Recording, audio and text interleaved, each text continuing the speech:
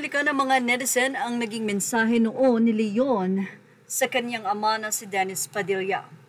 Ito ay umani ng iba't ibang komento mula sa mga netizen na ungkatin nga ang old IG post ni Leon Barreto noong 2022 para sa kanyang ama na si Dennis Padilla, kung saan ay nakiusap siya sa kanyang papa na sana sa tuwing mayroon silang hindi pagkakaunawaan ay huwag na umanong idaan ni Dennis na i-post pa ito sa social media dahil puro pambabash lang ang natatanggap nilang magkakapatid mula sa netizens. Narito nga ang kabuuang pahayag ni Leon. Dear Papa, I've been contemplating whether I should write this to you and if this is even the best way to do so. But it seems that social media is your preferred way to reach us, so maybe I can try it too. Sorry if I wasn't able to greet you a happy Father's Day. It's always been an awkward day for us cause we never seem to know where we stand with you every year. I've always envied people who never even have to think twice about greeting their dads a happy Father's Day. For the past 10 years, we have been trying so hard to slowly rebuild the bridge you continuously burn every time you talk about our private matters in your press cons, interviews, and social media. Papa, why does it seem like you enjoy hurting your kids in public? Why do you keep posting cryptic posts about us and allow people to bash us on your own Instagram page? Do you think it does not pain all of us to not feel protected by their own father?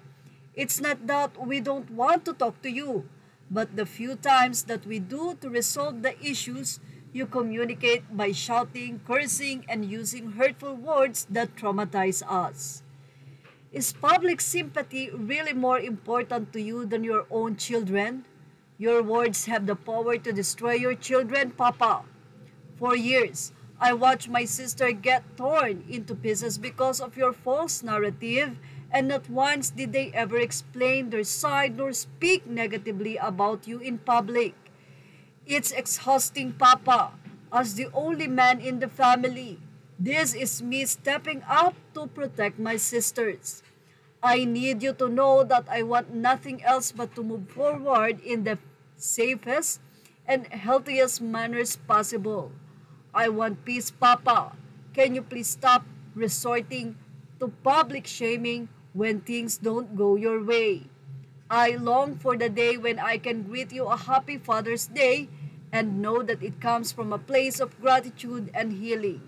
Leon.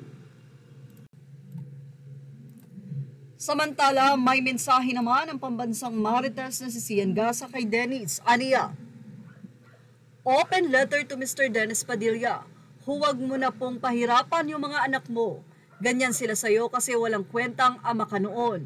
Yung pakikitungo ng mga anak natin ay refleksyon kung paano tayo sa kanila noong mga bata pa sila. Isang netizen naman ang nagbigay ng kanyang pahayag. Aniya, kung tutuusin daw, kayo ang naglagay sa kahihiyan ng pamilya mo. Yun pala, ganyan lang din ang gagawin nyo sa tatay nyo. Dapat sa una pa lang di nyo na inimbita. Siyempre, inasahan ni Dennis yung papel niya bilang ama. Di naman nangyari at siguro isip din ng tatay nyo ang lahat ay okay.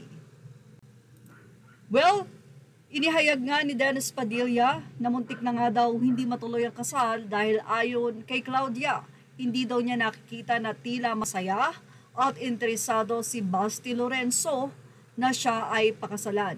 Marami din ang nakapansin sa netizen na tila hindi ngumingiti at hindi ganun kasaya ang groom. Wala namang pahayag na nagmumula sa mag-asawa.